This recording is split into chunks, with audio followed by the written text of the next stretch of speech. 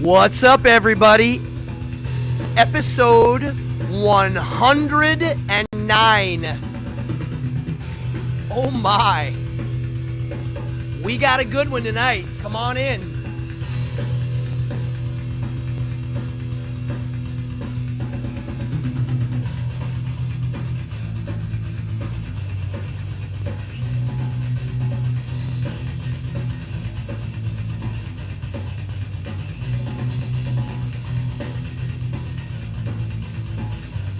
Oh yeah.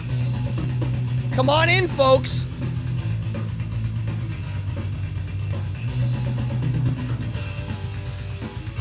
Happy Monday.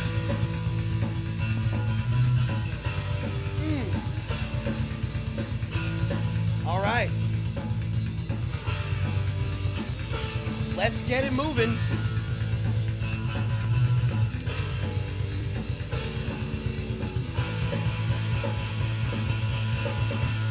What's up, everybody? Holy moly. Happy Monday, episode 109 of Evening Hour. I have a headphone in my ear right now, and it sounds crazy. If you're new to the show, welcome. It is a chatty show, and tonight I have a live guest. So yes, you can chat, ask questions. I have somebody that's going to be giving me the questions as you write them. But I am very excited. I don't want to waste any time. What was I going to say? Oh, yeah, if you're new, check it out. Chat. The more you chat, the more points you get. You can actually, you'll see people literally gambling their chat points. And the instructions are in the description. So there you go. Yeah, you can win prizes, and they're free. You don't have to pay anything. I got a crazy group in here. We'll get to that in a second. And what else? Yeah, if you're the donating type, go for it. This channel costs me money, so yeah, you can do that. If not, the least you can do is hit that stupid like and subscribe button, which you all hear me say all the time. They basically shadow ban you on these things until you hit certain numbers, so liking and subscribing helps so much. Wow, what a great group I have in here already. People in this group ask crazy questions, and I see people are already speaking Pakuni in the chat. So I don't want to waste any time here. I'm going to... Hey, Philip, can you hear me right now? Oh, great. So you hear me talking to these people. Yeah, Philip, they can't see you yet or hear you, but they're actually speaking Pakuni in here already. Which is... it's amazing. All right, so I'm going to bring you in a second. Yeah, what the hell? So I'm bringing in a very special guest right now. I don't even know what to say, but this gentleman that I'm about to have a chat with is literally, he is a living legend in pop culture history for all eternity. If you know anybody that's my age or younger or older, we all grew up watching these shows, the Sid and Marty Krofft shows, and I did a show on it last week. Land of the Lost clearly was the show that stole the cake. I mean, hands down. And a lot of people religiously watch the show, and I'm one of them. It literally shaped who I am because of the performances, the costuming, the lighting, the directing, the whole thing. And we've got, yeah, here you go. Someone wrote, a man who needs no introduction. Folks, his name is Phillip Paley, and I don't know what to say except it's an honor to have him in here. I'm going to unmute his mic, and then I am going to bring him on. What's up, brother? I think you're on. Hey, man. What's up? Hey, everybody. Happy Monday. Happy Monday indeed. And you're coming on the West Coast, and yes. It's probably really nice out over there right now. Live from Inglewood. Ooh. Yes. Oh, here we go. Someone just wrote, we are Pakuni Americans.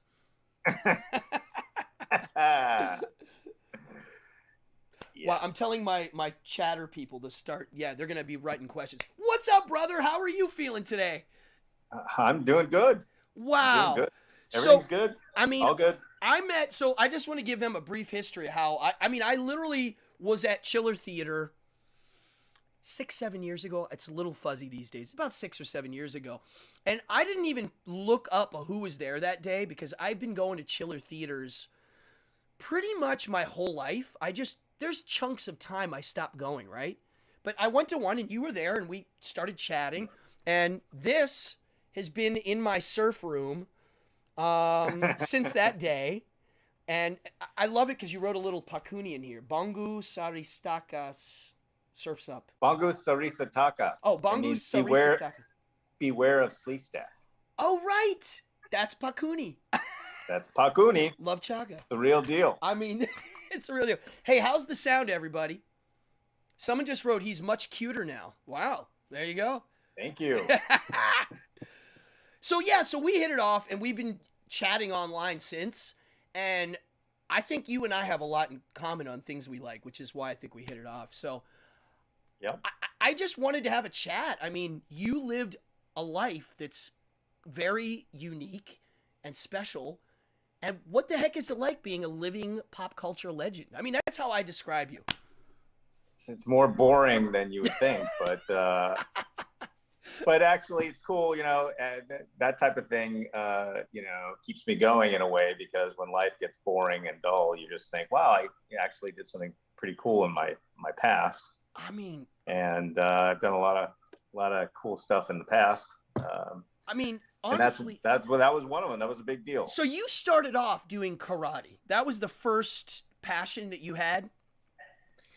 Well, yeah. When I was 4 years old, my mom was driving me down Ventura Boulevard in the Valley, and we passed Chuck Norris's karate studio. And I looked out the window and I was like, Mom, I want to do that. Wow. She's like, really? And I was like, yeah. She's like, okay, well, I'll ask your dad if it's okay. And then, if he says, yeah, we'll go in there. So my dad said yes. And I remember going into this karate studio for the first time. And it was wild. It was, they had a huge mat, and then had rooms on I don't know, offices on one side. And I met with Pat Johnson, who was Chuck Norris's right-hand man as far as running that studio. And he was the head teacher, the manager. And he, from that moment on, he became almost he's like my father. Wow. He taught me, he was one of the best teachers of the school. Chuck would come in and teach specialty classes here and there. I mean, just that alone must have been wow. Oh, yeah, it was fantastic. And, Chuck, this is, in the early 70s. Well, I started in 1968. So karate was starting to become popular in the United States during that time. And it just, everything kind of the timeline, everything just rolled, as it was supposed to be, I guess. And so I started kind of at this upswing of popularity in karate. So I started when I was 4 years old, and I went 5 days a week. I was really focused and into it. And so 5 years later, I got my black belt, and I was the youngest black belt in U.S. history at age 9. I passed my test with a perfect score. I had no mistakes. Wow.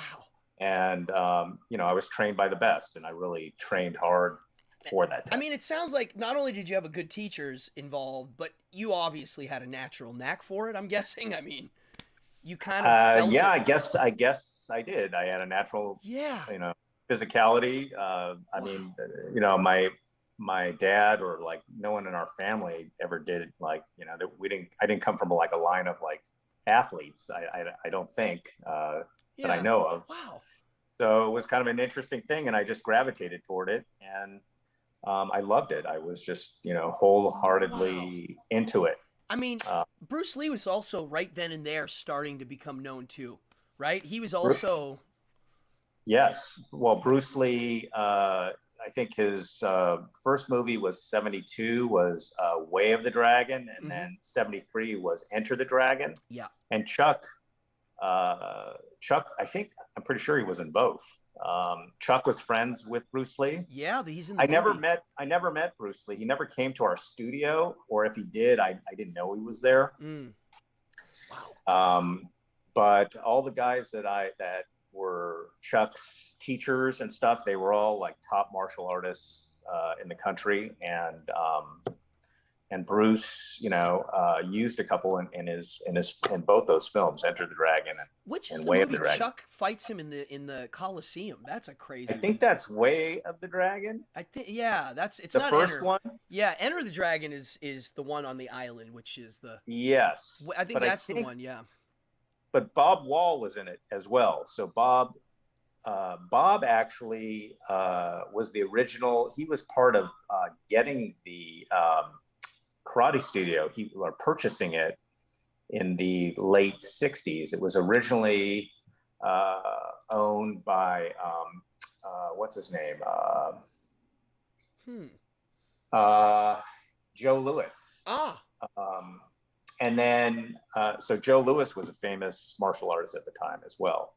But then Chuck, I think Joe Louis sold his share of the studio. I see. To Chuck Norris, and Chuck added it. I don't know if he had other studios at the time, but he had built a business that had at the end, I think there were 7 studios or 5 or 7 studios in California. And he was a karate champion at this point. He was already the national karate champion. Yeah, he was the champion and just starting to get his movie career. And I mean, by the time I was, by the late 70s, which is when I was starting to pay attention to pop culture, he was a god. I mean, he was starting to be the next Bruce Lee. I mean, he was very famous. Well, yeah, I think he had segued into television at that point, because at first he started off with those 2 movies, and then in what was it, 74 I think that's when I got my black belt. We got invited onto the Tonight Show. Yeah, that's right. Johnny Carson. With Johnny Carson. And so, and because they had seen that, there was a national news that I got on because I got my black belt. So from there, the producers of the Tonight Show reached out and said, would you come onto the show? And I was like, sure. Yeah. Sure. Wow. Sure. I still put Carson. I'm 9 as the top of the line of talk show hosts. To me, he wins.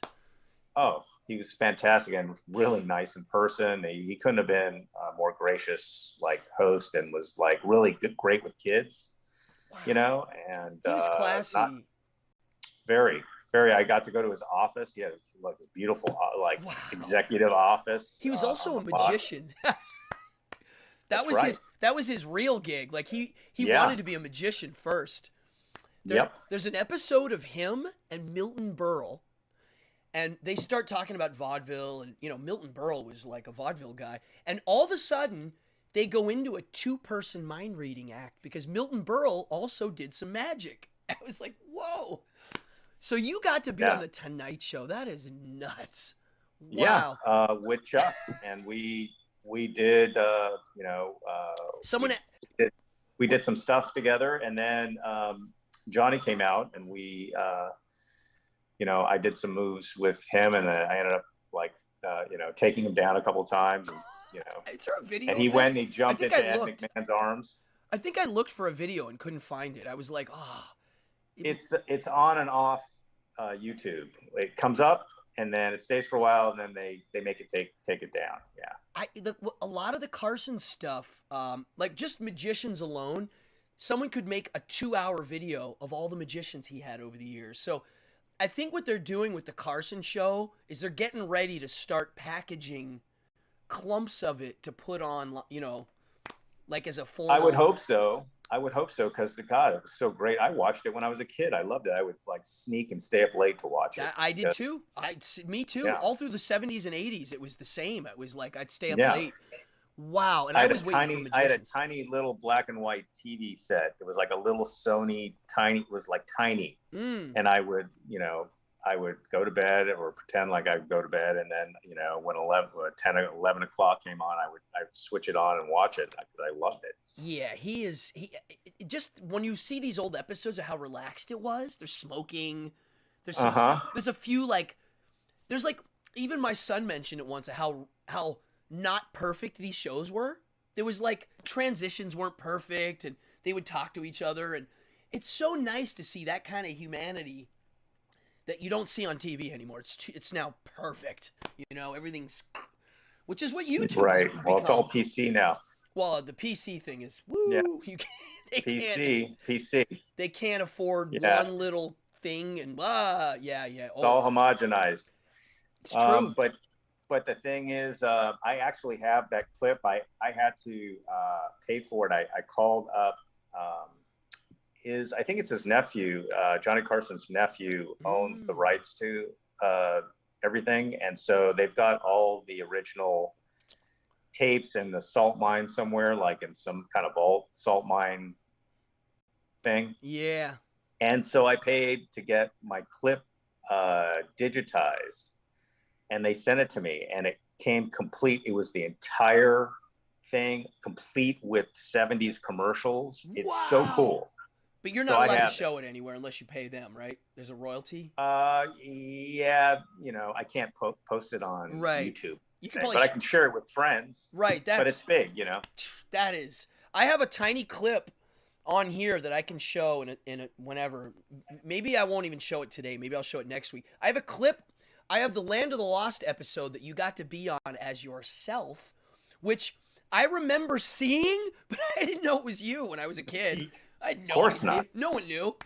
No, nobody knew. But if you look, the musician, you can tell. You can go like, oh, they have the eye. You can see the eyes, and it's amazing. And it's called The Musician. I think it's called The Musician. It is. Yeah, that's it.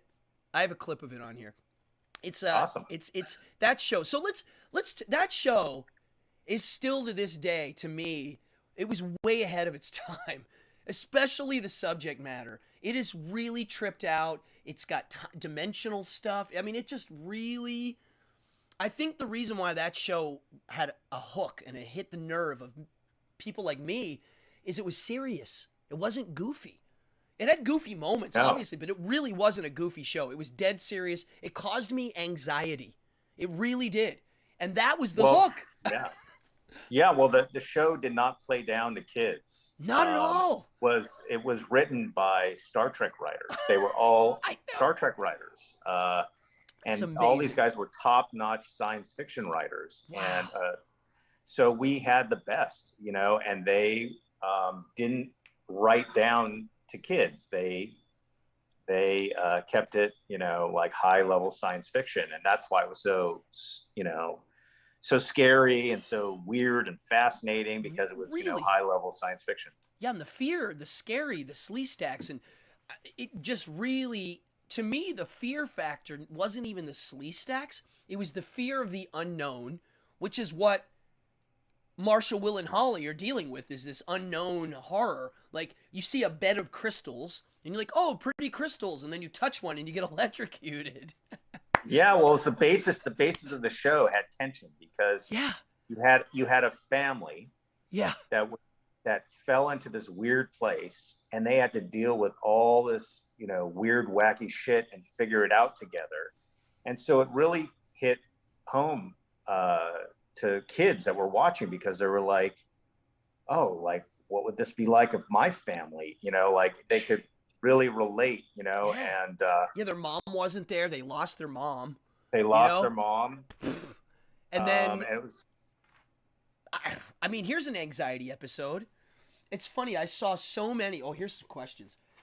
I saw so many episodes that they're kind of a blur in my head. And there's moments where I'll remember, like the one where they go down the river and they meet the random guy in the cave. I don't know why, but that one bugged me out when I was a kid. Like, that was one of the episodes that freaked the hell out of me. I don't remember. It was funny because, like, I watched all the shows when I was a kid. Even though I was on the show, I watched it because I loved the show. Yeah. And, I don't remember every show at this point. But my friend has been posting Land of Lost TV. I guess he's got it on. Yeah, you follow it on. Love it. On Instagram and also TikTok. Mm-hmm. And so he posts little clips from the show, and like I watch them now, I just think like, wow, I totally forgot that that show. it's kind of neat. I love that little Instagram that they do. It's Land of the Lost TV. I think that's what it is. Yes. And he re-edits them with adding music sometimes. He'll put like a cool song, but it's really cool because it's same with me. Is I'll be like, I don't necessarily remember this episode, but I'll go look it up. The show has so much. Yeah, he's keeping it alive, which is great because the Crofts haven't done much to keep the original show alive. It's mostly been from us, from the actors, and we've been making efforts to try to keep the show alive. The TV show, I mean, the movie's the movie, and the 90s thing they did is that, but none of them come close.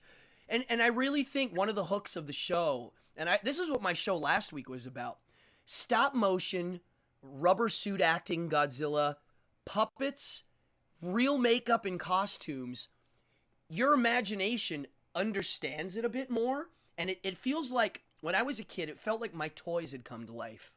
It was like watching my toys that weren't CG. When it's CG, the mystery's gone almost, because it's not something you could reach out and touch. I remember seeing when I realized that they were mixing stop motion and puppetry as a kid, my mind was blown. I was like, oh, they're mixing them. Well, great. it had never been done before. They had taken a stop motion film. That's what they did all the dinosaur stuff with. Yeah. If it wasn't like the hand puppets. Yeah. But and then they were shooting on video, and so no one had ever mixed together film and video for a TV show, and it was a real live problem that they were faced with, and to get the framing right and to get it to look right took they worked really hard to make that happen on a shoestring budget. I mean, for a low budget, the special effects are actually really believable, and the green screen or blue screen or whatever they did, it looks good. It still holds up. Here's people are asking questions. It was blue screen. It was blue screen, right? That's it. Yeah. It's early. Now it's green screen, but originally it was blue screen, and we had a huge, fantastic set. It was at the it was originally called Chaplin's original studio.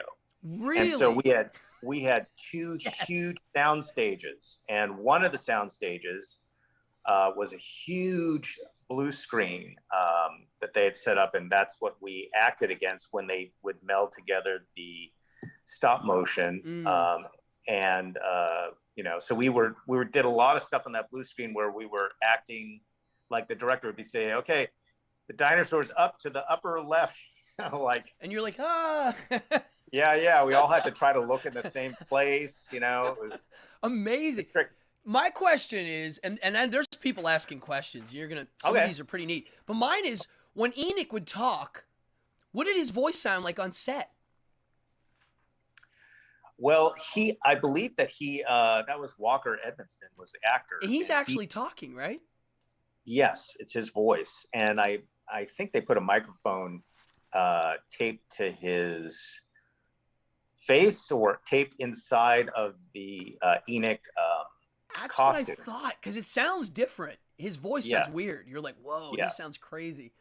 He is an amazing actor and did voices for all sorts of characters of the 60s and 70s, cartoon voices that you got to look them up. Oh, I'll look them up now. As soon as we're done, I'll look that up, because I love that really kind of stuff. So nice and so cool. That's the other thing that made the show good, is all the actors. My favorite thing in performance and in anything, and even if it's a goofy premise, is when things are taken dead serious. So I like Flash Gordon, the movie, so much. It's like, yeah, it looks goofy, but they're really in it to win it. I mean, they're taking it dead serious. Yes. Without hamming it up, because you don't have to ham it up. And that's what Land of the Lost, everybody's playing it straight to their, all the way and committing all the way. And that's why it works. I mean, that's why it is anxiety causing. That's why there's a suspension of disbelief. It's real. Here's a question, which I don't know anything about. What about Phil's sister as a stand-in? Yeah. See, So that's right. So in the show that you were talking about, where I played myself, the musician, they needed someone to play Chaka, because Chaka and the alien character that I played had to act in a scene together. So my sister was someone thought that she would be great because she was, a little shorter than I was, but she would fit the costume. wow. And she did it. She said okay, but when we got there, she was not happy doing it. She Wow. cried. She was not really digging it too much Oh my on the set, but she did it. But wow. it was difficult for her. And then Amazing. so she played Chaka for that episode, for those scenes where I had to I got to play myself and she got to play Chaka. Now, did the casting see you on the Carson show? They were like, "Who's this kid?" Was it one of Yes. those? Wow. I think the producers saw me, and they knew, they were looking for a shorter person that had physicality. Now the Crofts, they used little people all the time. Billy Barty was in a few shows. Yeah, and Lidsville had a bunch of them. In fact, when I was cast as Chaka, I was going into the interview, and as I was going in, they had just finished with Billy Barty. He was walking out. Oh. And I looked at him and I was like, oh my God, it's Billy Barty, because I loved him. Like, it was like, wow, like I really loved Billy Barty. Me too. Watching him as a kid. And so it was a trip to be seeing him on my way in. I was like, oh, I'm against Billy Barty for this thing? Okay. I love it. He's Master Blaster and Mad Max. Oh my God. No, he's not. Is he? Yeah, he's Master. Oh, well, yes, he was. He's Master, and Blaster's the big guy. Yeah. He's also the assistant in Dr. Shrinker. Oh, yeah, right. He is. That's right. Oh, he's a kind good of plays actor. like an Igor type. Yeah, he's a great actor. That they did use a lot of little people. That's for sure. They did. Yeah, which is great. I mean, that's great. So they were meeting with little people, but they also, someone saw me on the Tonight Show, and so they brought me in, and I went in, and there was a panel of NBC executives, Sid and Marty. I think the Dennis Steinmetz, who was somebody they wanted to use as the director. Wow. To start off, was there. So it was like this panel of people. I didn't expect it to be such a... I mean, honestly, think about it. 10-year-old kid is a loose cannon for a producer, right? You don't know what the heck you're getting. 10? So they see you, and they're like, all right, he clearly knows how to listen to directions and make it look perfect, because you're doing karate. It's precision. And so that part, I was watching it the other day and watching your physicality. And I'm like, wow, he's really good. I mean, he can do it. Like, a lot of little kids, they wouldn't be able to commit and make it as consistent. That's the hard part, probably, right? You had to consistently be kind of hunched over. And you were like hunched over, and you're a monkey boy. You're like, you're embodying this animal human. As part of our homework, and by the way, I got the part. I went home after the interview, and they literally called back and they said, we want Phillip. So like, I didn't even have a callback. I got it on the first interview, which was amazing. And then that's cool. We had homework to do, and so they cast when they cast Ta and Saw, Joe Jamalva and Sharon Baird. Were they your brothers or your siblings? That was the one question I had. I think they were my parents. That's what I thought watching. They behaved as parents. Yes, and so Sharon Baird was an actress. She was one of the original Mouseketeers, and she had a lot of acting experience already, and then Joe Jamalva as well. And when we were all cast, they made us go together to watch Stanley Kubrick's 2001: A Space Odyssey, to watch how the actors played the apes. Yeah. In that. And so that was part of our homework. And then we also had to go to the Los Angeles Zoo and observe the monkeys. Okay, there you go. I mean, that's the real deal. That's how you learn. I mean, It really looks great, and like the fact that they made they had a linguist to come up with the language. They had a Yeah, that was Fromkin. God, her last name was Fromkin. I'm spacing on her first name, but I have her dictionary, and she was a UCLA linguist who they hired to so cool. create the Pakuni language, and it's created from I think 3 different languages. I'm not like a total expert on. There are people that are just super focused in on the Pakuni language, but I know it's made up of like a West African tribal language and then a couple other languages mixed in.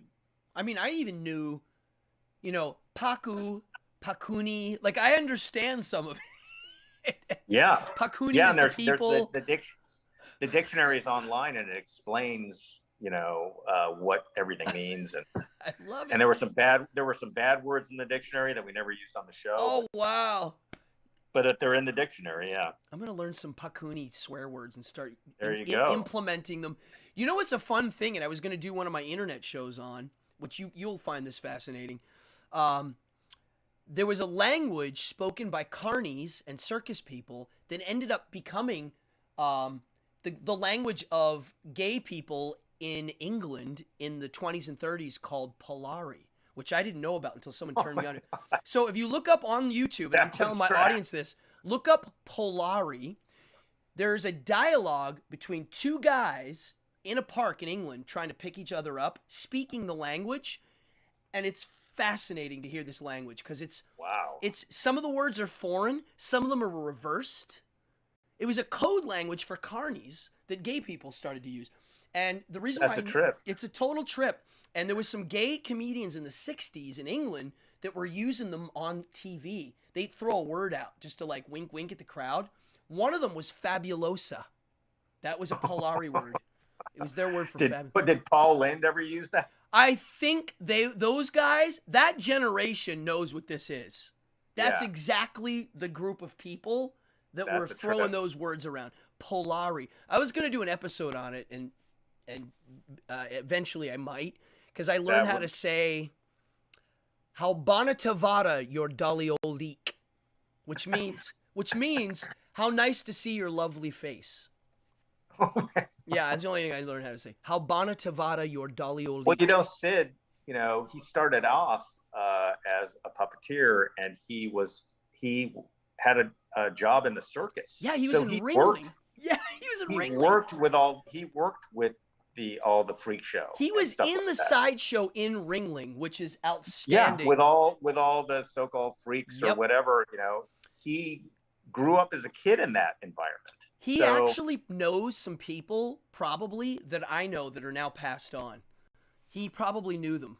Some sideshow folk that I've met that are old timers. I'm sure that he did, because he knows everyone in that whole deal. You can tell by watching his work of how worldly that guy was. I mean, he really is a mad genius. When I'm amazed that, and you told me the other day that he would show up on set, right? He was there. He did, but he was more reclusive. Like, he didn't really show up that often. I remember a couple times that he came, but mostly it was Marty on set, because he had to crack the whip to stay on our, small budget. And Marty was the business end of the brother. You can tell watching them hang out. They're definitely. Yeah. So, and Sid was the creative, who grew up as an actor, a puppeteer, and, he grew up performing. And I think, pretty sure Marty was like a car salesman or something. And at one point, Sid was like, I need someone who can work the business end of this. And he brought his brother in. Sid got the opening act gig for somebody really big, like Diana Ross or somebody. And Marty flew out to help him. He was like, I need your help now. I'm starting to get into territory that's uncharted. Yeah. And then they got the World Fair gig. I think that was the first really big contract they got. They built these marionettes for the World's Fair. And then they got the gig. Hanna-Barbera hired them to make the costumes for Banana Splits. and then Mm-hmm. they did Puff and Stuff, and then it started. Yeah. So It kept rolling. when you got the part, somebody asked, was the costume uncomfortable? That's a good question. It was. I mean, look, I wore it every day for 3 months, and then 3 years. It got to be uncomfortable. By the end of the day, it was very hot on the set. I mean, it was about 100 degrees on the set. Ooh. And so that suit was made out of human hair that was sewed into like pantyhose material. What? That's So human hair. Human hair, real human hair. Wow. And they rented that suit from Universal Studios. I think it was a leftover from Planet of the Apes, because they had, when I went there to try it on, they had like a whole like thing of monkey suits. Wow. And so that was the smaller one, and it fit me perfect, and that's the one that we used for the show, and we rented it from Universal Studios. I mean, dude, yeah. Imagine watching one of the Planet of the Apes movies. You're like, wait, that looks like my costume. Yeah, it was hot. I mean, it was hot to be in that. Plus you have a headpiece on. Yeah. The headpiece, the prosthetic headpiece, which was latex, and that was hot. And the makeup was like layered, very heavy makeup. Yeah. So it was hot. It was hot and uncomfortable in the suit, but I mean, that was part of the deal. I can imagine if I was 10 years old and they're like, you have to suffer in this suit all day, I'd be like, that's okay. I'll figure it out. I'll deal with it. Well, that's pretty much what I did. It was like, I was so excited to be doing the part on the show originally. And, for the first couple of years, the third year came more of a job. I was like, wow, this is a lot of work. And I'm only like 13. I'm like, yeah, you're ready to party. How much longer am I going to be doing? Yeah. At that point, you're ready to make beach balls. Yeah, that's right. Yeah, which I want to talk about because this blew my mind. It really did. Wait, we'll get to that in a second because there's people here that they're like freaking out with these Land of the Lost questions, which I get. Well, ask away. On-set friends. Yes, you definitely had on-set friends, right? You were friends with the actors, I'm sure. Yeah, we were. I mean, we were like a family, a real family. Like they cast us because of that, and they did a great job casting. Yeah, you can tell. They cast Wesley. I think was the first person they cast, Wesley and maybe Spencer, and then Kathy and I were there the same day auditioning. Oh wow! And I saw her, and Kathy and I had worked together like a year or two before. We had done a Cheez-Its commercial, and so we're little kids in the back of a yellow Volkswagen thing singing, this song. I like munching, I like crunching, we like eating Cheez-Its. I love it. Taste in every bite. We like eating Cheez-Its. And so we're singing the song in the back. Who knew, like, a year later we'd be, auditioning for, parts on the same TV show. It was kind of a trip. So she was like, oh my God, what are you doing here? I'm like, I'm auditioning for Chaka. What are you doing here? I didn't know the other parts, Wow. So no kidding. It was wild. Yeah. And when I was little, I had kind of a crush on her because she was like the perfect tomboy girl buddy.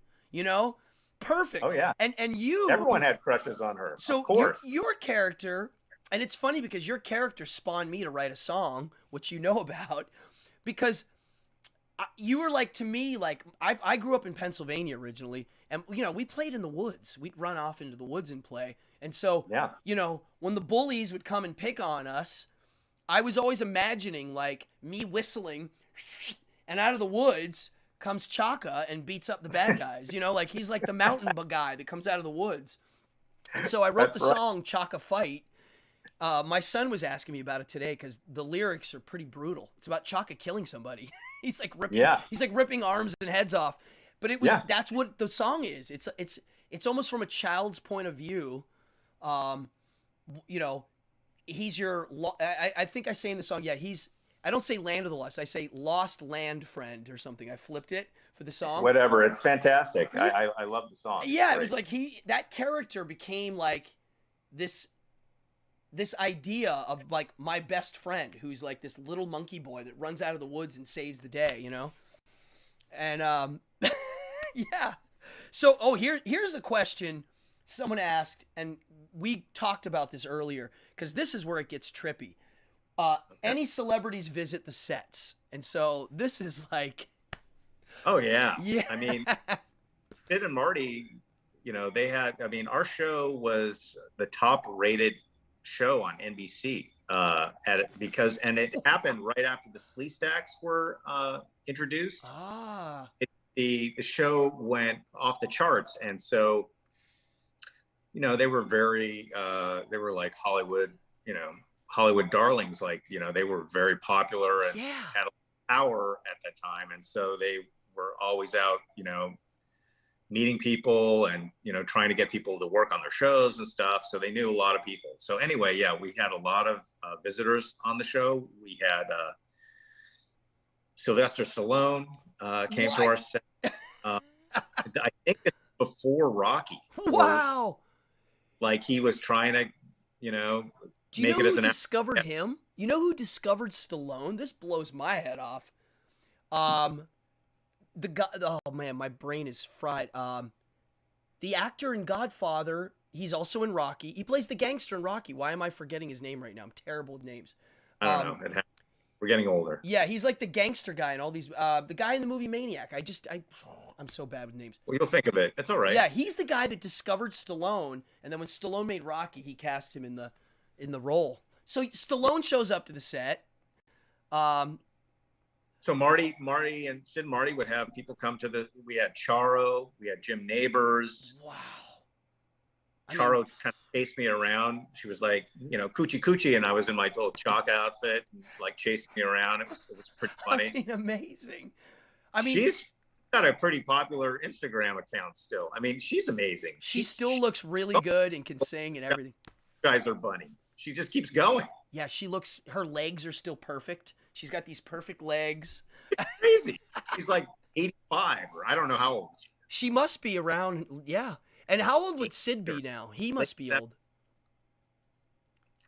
And then who else? Joe Spinell. That's the actor. I'm so bad with Joe Spinell. Yeah, okay. That's him. He discovered Stallone. Yeah. Tony. Oh, yeah, Tony. What's up, Tony? So we had, we had a lot of actors come, you know, famous actors come to our show to see what was going on there, because it was kind of, it was very unique. I'm sure there was a buzz, and it's a fantasy show. It's a weird premise, you know, so I'm sure people are curious. And we're on this lot, like old Hollywood lot, so there were always interesting people around. I can see that, like people over there kind of, they want to be seen, you know, they want to make an appearance. It's maybe, like, yeah.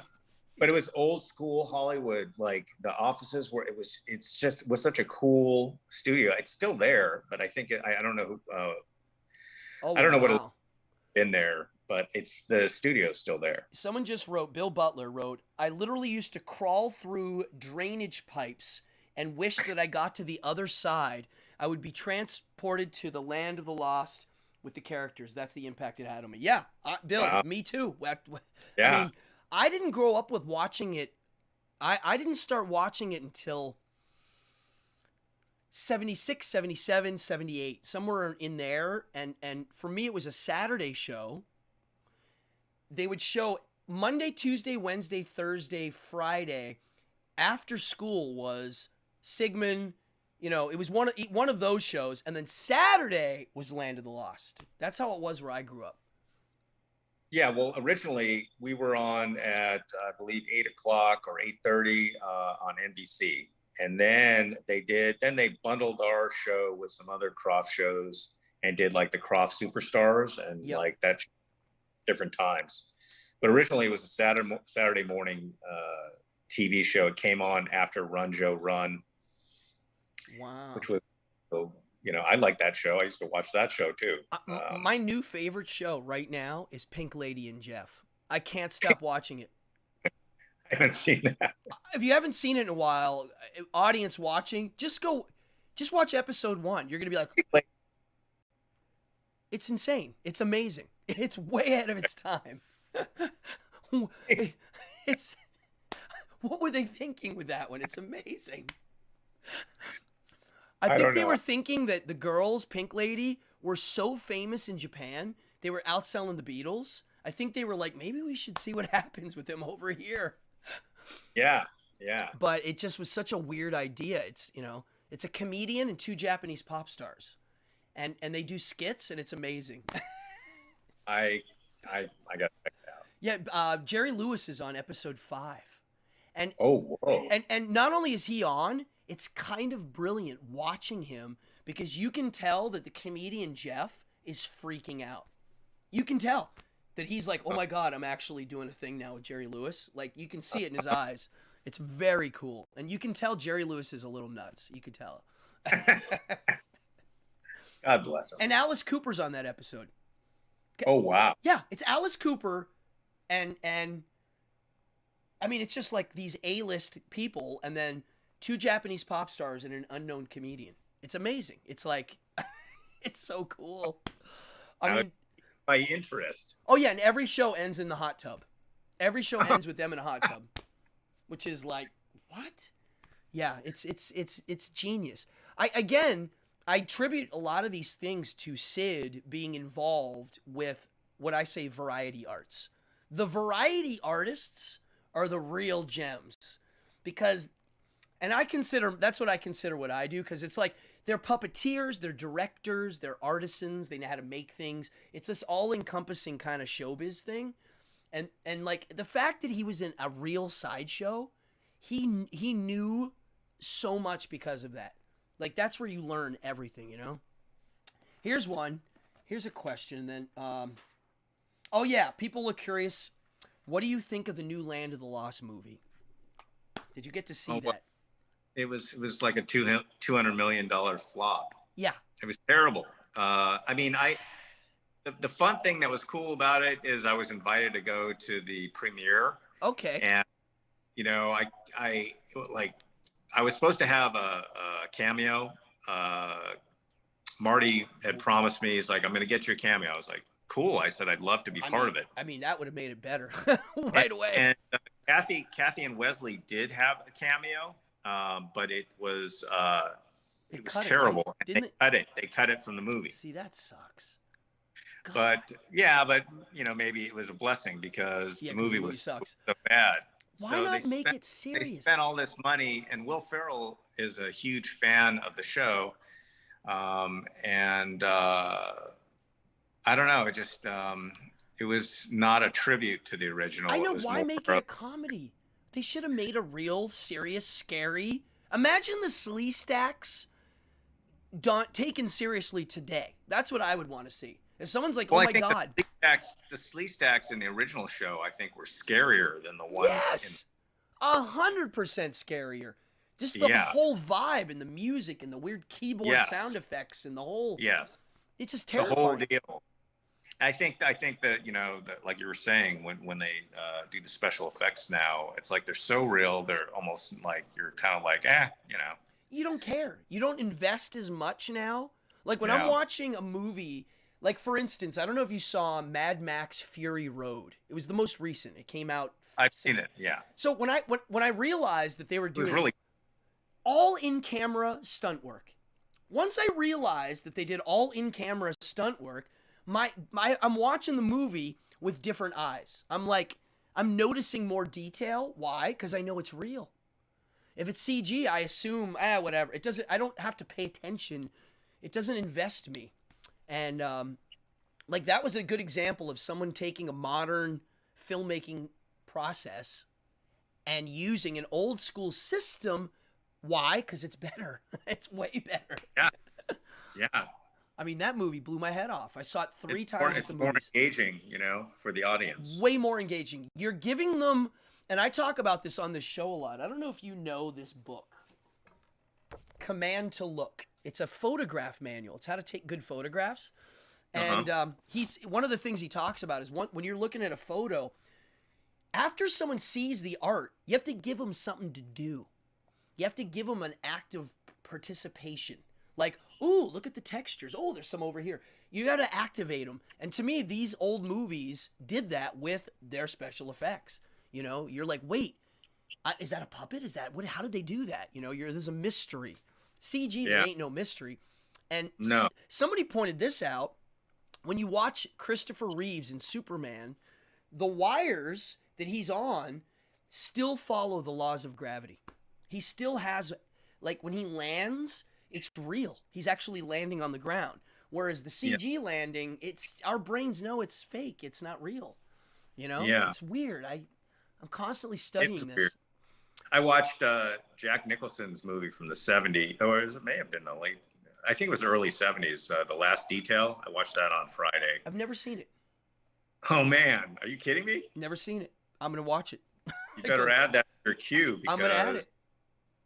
It's fantastic. I mean, I love, Jack Nicholson and all his movies, but like, especially the early ones in the 70s, they just, they don't make movies like that anymore. No. The art of filmmaking has changed, but I like movies from that era. Yeah, I do too. I almost wore my Blackula t-shirt. I was like, I want to wear something from the 70s tonight, so I wore my Dee Dee Ramone shirt. But I'm a fan of the movie Blackula. I can watch that movie over and over again. That's a goodie. I was like, it's goofy, but it's not goofy. It gets kind of dead serious in a couple parts. You know? Yeah, I was a huge horror fan when I was a kid, and I loved anything I could see on TV that was a horror movie that was vampire related or werewolf, Frankenstein. I was super into all that stuff. Yeah, me too. And you could only see it on TV, right? You had to either go to the movies That's right. or see it on late night, midnight show. Yeah. Now, speaking of midnight show, and this is what I wanted to round this off on, because to me, this is a lost gem. People don't know about this movie. This movie right here stars Mr. Phillip Paley, and I highly recommend it. I don't know if it's on any of the online platforms. It probably is. You can find it, but you got to have one of those when you have those boxes that are that can see anything. Yeah, that's exactly it. But the DVD is, I think, $6. I mean, I forget. It's an inexpensive DVD. This is a Friday night party in a box, folks. This, yes, it is. A 6-pack and a bag of some greenery and your friends. It's here. It's an 80s gem. I loved it. Oh, good. I really did. I'll watch it again. Oh, this is now on my list of fun movies. You're like a teenage. I mean, how do you explain this plot? You live on the beach. I think you're on Venice Beach. It's clearly Venice Beach. Yes, Venice. I mean, I've been there many times. Yeah. And you live on the beach. There's a girl you like, and you end up throwing a party at your house. That's basically the plot. You throw. I want a band. I want to be in a band. Yeah, you want to be in a band. And I want to get the girl of my dreams by being in the band because she likes musicians. Yep. And so it all kind of comes together. Starring you and the guy from Toxic Avenger. It doesn't get any better. Now, tell me about this director guy, which I didn't know much about him other than... Joe Ritter. Yeah, Joe Ritter. So he did this. He did Toxic. He wrote the Toxic Avenger. Oh, he wrote it. That's right. He wrote it. Which is actually a really excellent movie. I really think so. That's another one that's kind of well made. It's a cult classic, and they're redoing it, I guess, with mega stars and Peter Dinklage. He plays Melvin. He's the Toxic Avenger in the new one. Is he? Yes, he is. Holy shit! Exactly. Well, that's what I said. I was like, "Wow, that's perfect." Peter Dinklage is, I mean, that guy's top notch. I sat next to him at a sushi place in Beverly Hills. So I was trying not to look at him because I love him as an actor so much. I want to say something, but he really is great. I've seen him walking down the street in Manhattan. I mean, you can't miss the guy. You're like, oh, he's a little guy, and it's Peter Dinklage. I can clearly. He's an amazing actor. He is good. But respect. He's transcended the whole goofiness of being little. I think he's. In the little people world, he's got to be looked up as like, dude, that guy made it. Well, yeah, he's at the top. He's great. So this movie here, I'm sure this was intended for a Friday night party. I mean, that was the whole point of this, clearly. Yeah, it was a Roger Corman teen exploitation film. We shot it in 1987. It was filmed like in 13 days, like super fast, low budget. I met Joe Ritter for the interview and told him about, my experience as an actor, that I was chalk on Land of Lost, and he like flipped out. I'm sure. That's what I mean. That's Like the whole thing. Like people must flip when you tell them that, right? well, nobody really knows my face. My name was shown on there, although Yeah. it's spelled wrong in the titles. But so it was kind of obscure. Nobody really knew that I played this character. Like, I was kind of, there was some anonymity, Yeah. which is great, but also like obscure, like nobody really knows, like who was that guy? And so there's been a lot of rumors as to who played Chaka. Yeah. Different actors, over the years, this guy was Chaka and this guy, like, no, just look on the internet and see the guy's name and look at the picture. But anyway, so getting back to Joe Ritter. Yeah, Ritter. Yeah. Joe Ritter lives in Brooklyn, New Yorker. He has written numerous scripts that have yet to be acquired by anyone, which I'm surprised because I've read all of them. They're great. He's a great writer. He's got comedy chops, and he was like a top-notch Steadicam focus puller on. I mean, I can't even tell you all the movies that he has worked on. The jazz, what was it? The Jazz Singer. He worked on he's worked on all huge movies of the like 70s, 80s, 90s. And that was his primary gig, but he's also a very talented writer and director. I mean, Toxic Avenger, I always remind people, I'm like, dude, this stuff was shot on real film. I mean, it's like these people are real filmmakers that made these movies. They just had sleazier tastes. That's all. And it's really interesting. Here's some fun stuff someone wrote. Here's someone said, oh yeah, my friend said, another friend of ours who's on here said that they accidentally knocked Peter Dinklage down the subway stairs. Oh my God. Oh my God. Yeah, that's crazy. Whoops. Whoops. Oh, here's Fallon asks, was there any time on set that you were scared of what was happening? I was. There were some times because we used live fire at the end of torches. Okay. And I had to hold these torches, and I'm walking around in a flammable hair suit. Oh my God. So I kind of thought, this is a little dangerous. I mean, this is a little dangerous, but I'm going to do it. What? Now, think about nowadays, if you were a child actor in a hair suit, they'd have like 8 handlers, a fire guy, like 4, and they would be like three guys with extinguishers standing by, but there was none of that. Yeah.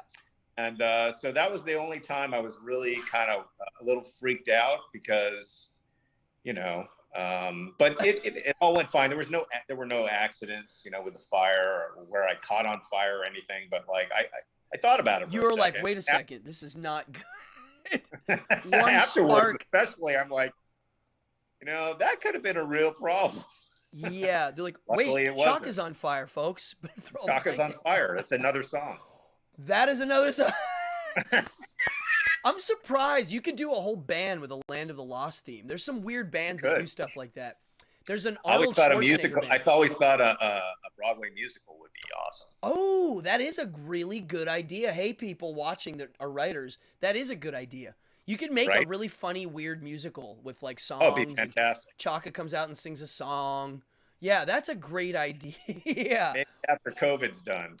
What a great way to bring it back out for some new spin, because that is, I watched the 90s show and I think they did a decent job at making it look okay.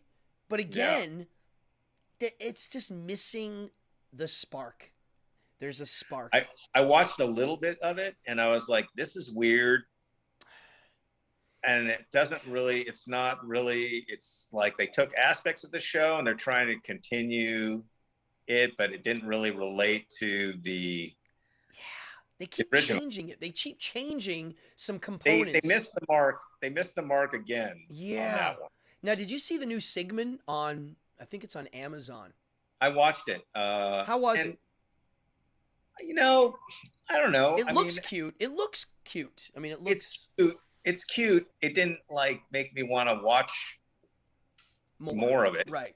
You know, like I was not watching it going, this is like taking the original and taking it to a new level. Yeah. It was kind of like a cute remake, you know. Yeah. I mean, it looked kind of authentic, meaning they had the little redheaded kid. They had the monster look. Sigmund looks pretty much the same, but Yeah. but cleaned up. You know, I was like, okay, they made it look nice.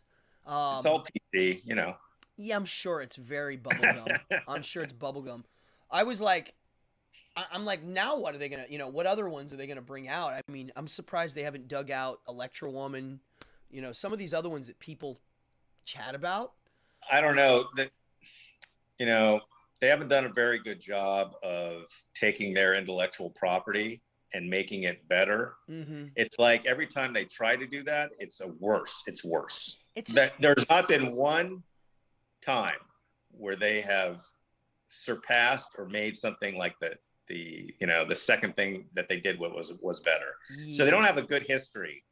So I don't have a lot of trust that it'll ever be done. Right. I mean, it could be 50 years from now. That's Hollywood. Imagine 50 years from now, some weirdo who's into TV and film is like, look at this thing that happened 100 years ago or whatever, 75 years ago, and they somehow popularize. Who knows? That's how it goes sometimes. Like, honestly, the only way that it would, any of their stuff would be better is if a fan or someone else other than the Crofts were involved doing it. And I'm not saying Will Ferrell, he obviously blew that one, but someone with the creative level that Sid Croft had, that was of that, could probably do something really cool. I mean, they could still revive a Land of Lost as a serious action adventure family like movie. I mean, that's or something. What I would guess. If I was a producer, I'd be like, yo, make it serious. Make a really scary, fun, serious version.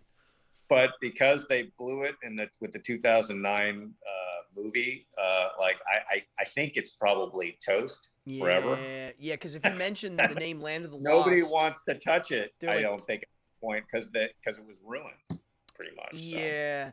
What now? In that movie, I know they did have an Enoch character, didn't they have him? I think they did. Did they bring Enoch into that one? I don't remember. In the movie? Yeah, I'm trying to remember what the Sleestaks did in the new movie. Did they have crystals? Remember they were just really super like glossed up versions of the Sleestak, and they had teeth and stuff. I don't like it. To me, it's not scary. Yeah.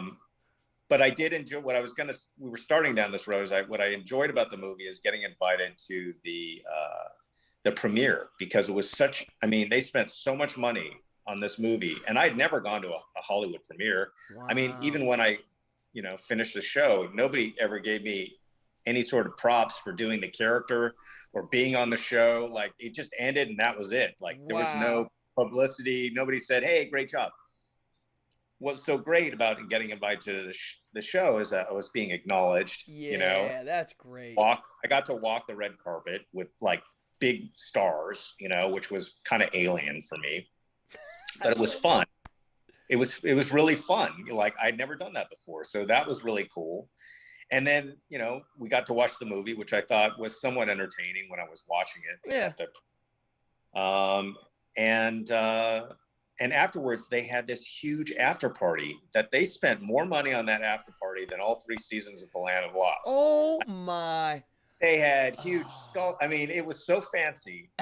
It blew my mind. I was just like, wow, and like all these big actors were there, and like, I went up to the director to say hi at the party, and he like wouldn't even acknowledge me. I was like, oh, okay, we're in Hollywood land, right? Yeah, you're like, yo, bro, if I wasn't around, you wouldn't be here right now. So stick it. He wouldn't acknowledge me at the party. I was just like, okay. Wow. You know, cool. Here we go. Oh, I've been hired to do We're in magic Hollywood. at some of those parties. I've been to them. And yeah, they spend so much money. I've done gigs where I'm like, I tell the other entertainers, I'm like, folks, the flowers got paid more than we did, just so you know. I'll point Oh, out what got paid more than I did. I'll be like, the flowers did. And they'll be like, really? And I'm yeah. like, yeah, they did. They It spent was probably insane. It 10,000 was in flowers. insane.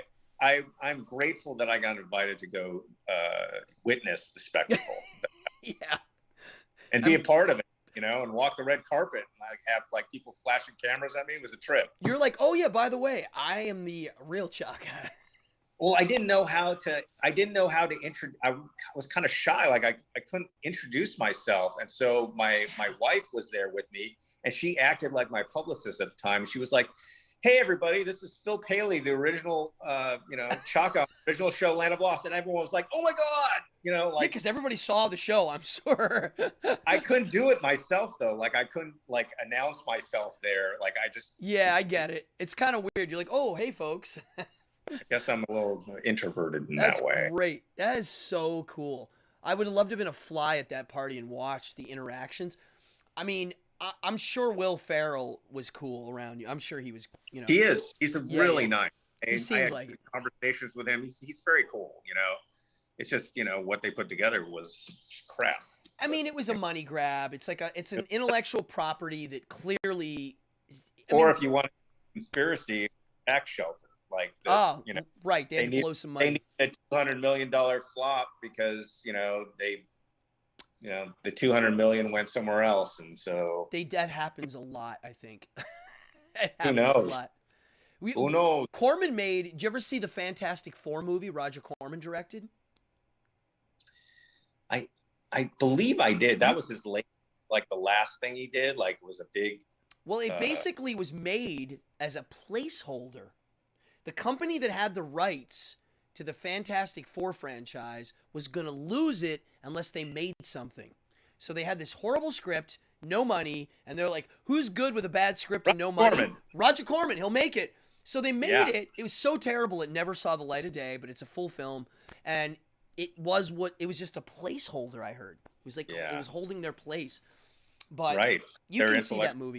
They could redo it again without it going into public domain. That's it. And so that movie, you can see it. Someone just wrote spandex and bad writing. Yeah.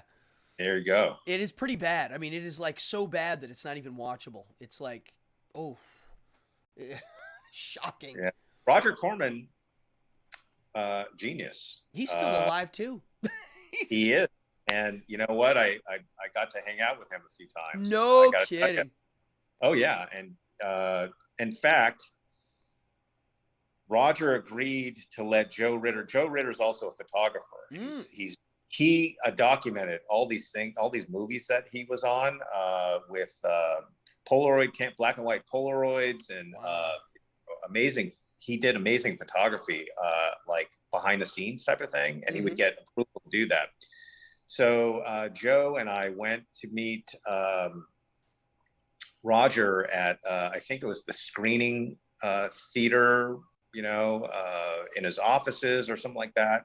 And we did a great shot of Roger looking through, I think he was looking through the projector hole. Wow. Like with the light on his face. It's fantastic. Wow. It like captures his essence. And he was just, he's a great guy. I mean, I'm a fan. His late 60s Vincent Price stuff and all that. I mean, that's my favorite jam. Like those late 60s Vincent Price movies. His break. Jack Nicholson got his, that's right. Roger. I think Roger shot that movie in 3 days. Yes, and so did who's the famous director? The kid was on. He was a kid actor and then became a famous director. Ron Howard. Ron Howard and his brother is. I forget the name of his brother, but his brother is one of the actors they thought played Chaka because he kind of looked. Oh yes, and it's because Clint Howard is in the Star Trek. He's in the Star Trek episode, and he looks a little Chaka-ish. There's a vibe there. There's a vibe. I can see that. Wow. Have they ever given him a Lifetime Achievement Award? The Directors Guild? Has he ever gotten Who? that? Corman. He Ron must have. Howard? No, Ron Howard? no, Corman. Roger Corman. I don't know. He I needs a don't know. Lifetime Achievement Award, that guy. If they haven't He done does. it, he's The Academy should give him he's something. the Ramones of the director world. He really is. Yeah. He's that underground influence that not everybody knows, but I always say to people, the Ramones influenced more musicians than any human being who ever walked the earth, because they never sold a lot of records, but they were the Pied Pipers of, they'd play in one little town and people would go, those guys are in a band? I can do that.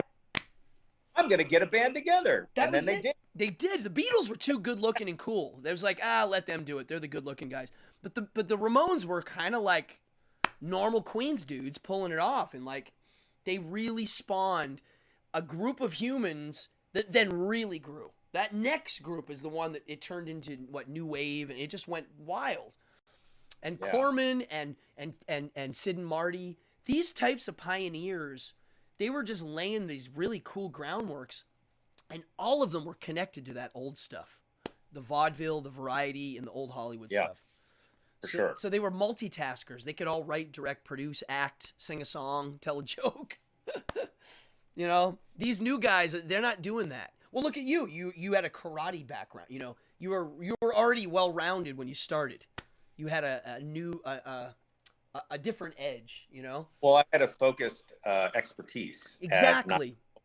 Think of how many actors, and this is what I always say, and you'll agree to this, I'm sure. I went to a really snobby theater school, and I remember looking around at all my classmates, and it was very hard to stay in this school. It was very hard. And most of the actors, so most of the musicians in the school, like the violin players and stuff, they had been training their whole lives. You know, from age 2, they're playing scales. All the actors were just pretty much good-looking people that were naturally good on stage. They didn't have a hardcore discipline yet.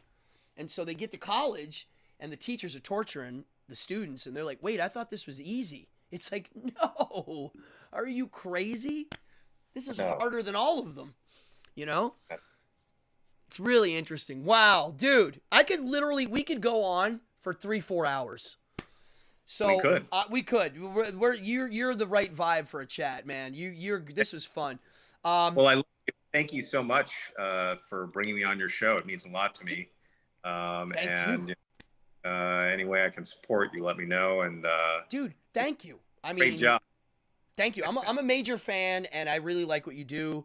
And I love that you like talking about it, because whenever I meet people that were in stuff when they were younger and stuff, and they don't like talking about it, I'm like, dude, don't you get it? Lives on forever. Like, it's a living thing now, you know? It never's going to go away. Together and write a show about my experience from the 70s. It's the right time, and I have the to do it, but it's like, I got to find the motivation to do that outside of my 9-to-5 job to, really It's hard. It's not easy. Yeah. It's on the back burner, and it would be cool. Someone's saying, are you going to be at the first ever CroftCon in California? Yes, we are scheduled to be there.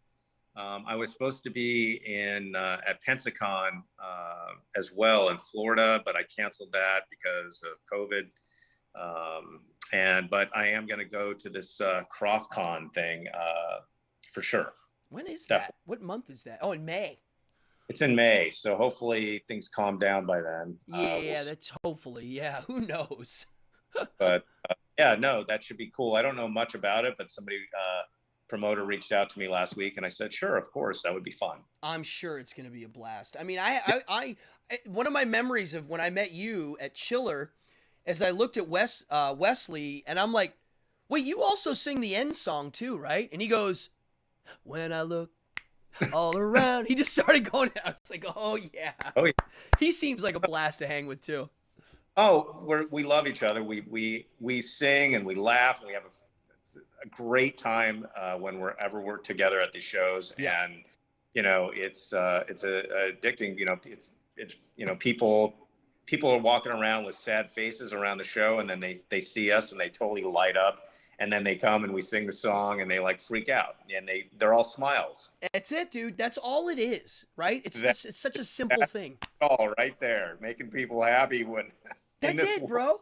I tell people I get paid to do magic tricks for a living, and yeah. I have no complaints. I know I give people these little moments of joy, and then they move on, and you're literally doing the same thing. It's a magic trick. They're seeing a magical moment happen. They get to see their favorite characters do this, getting along and smiling, and they're like, wow, this is so simple and beautiful, you know? We have fun. We have a great time on the doing the autograph shows, you know? Yeah. I've had to cancel a couple this year. They seem to be doing it anyway. But I just don't want to risk it right now in certain states. Yeah, right. There's no need. You can chill. You can chill right now. I mean, we'll see. In another year, it should open up. I'll go back when things calm down for sure. Yeah, totally. And look, it says here, surf's up. You got to come surf in New York City. Oh, I would love that. I was going to surf yesterday. There were waves. They were like 3-4 footers, but they were closing out. I said, I'm not putting up, because I was going to put a 5mm suit on.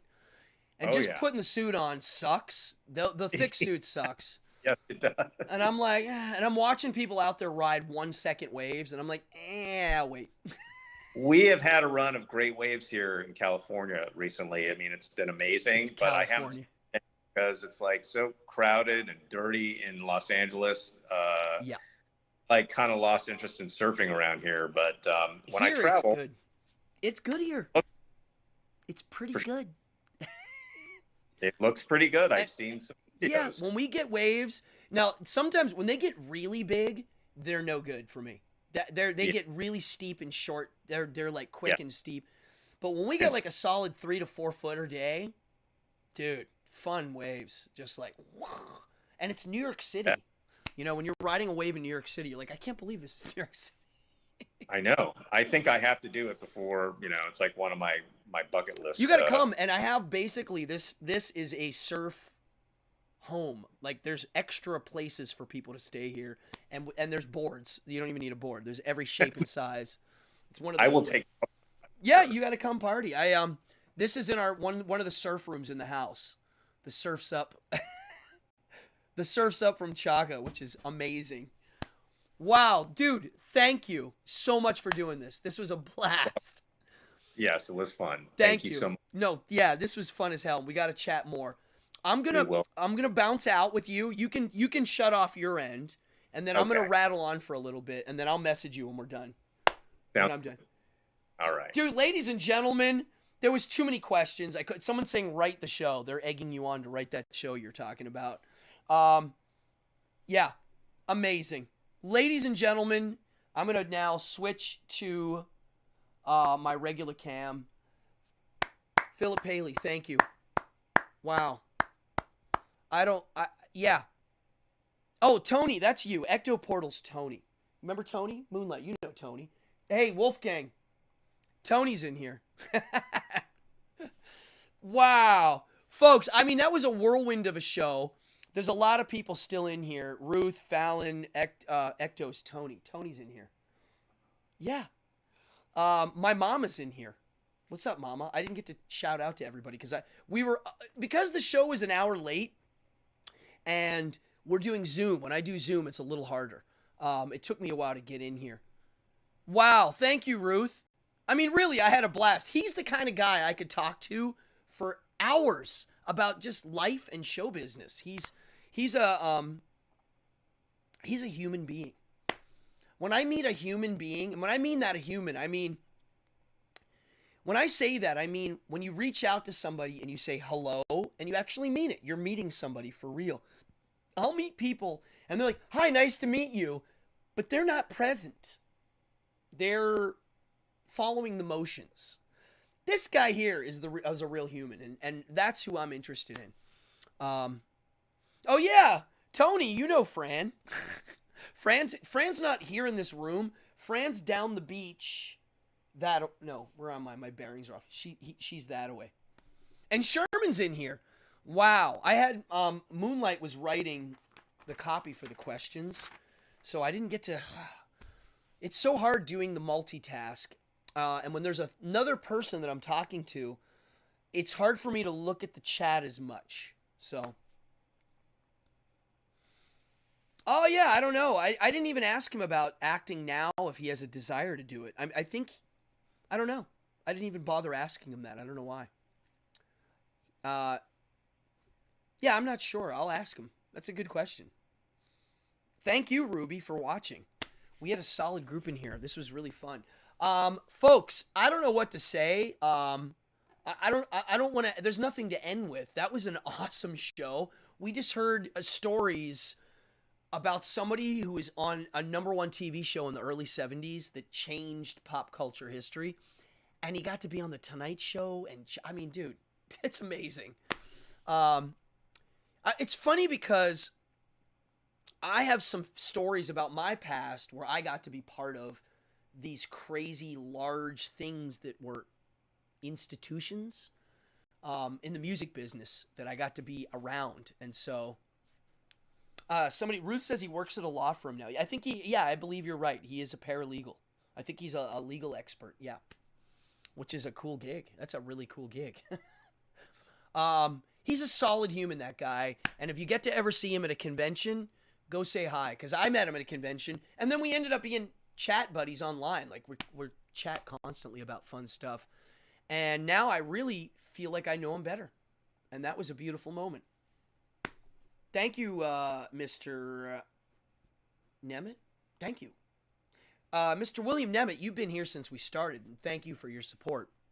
And so everybody else that watches these shows, thank you. I'm going to bounce out soon. I have to pee, and I don't think I ate dinner yet. Did I eat yet? No, I ate an omelet. It's a weird day. Folks, you are an awesome crowd. I only do this because of you guys. Doing it live makes a big difference, and thank you. I'm going to bounce out. If you're new, hit that like, hit that subscribe. I've got crazy, crazy stuff in plant. If you think this was cool, let's get it moving. I have places that this can go that's really cool. So please hit the like, hit the subscribe, tell your friends. If you want to donate, cool. If you don't, subscribe. That's it. I am going to bounce out with the outro, and that's it, folks. Thank you. Party on, and I'll see you at the next. It'll be episode 110.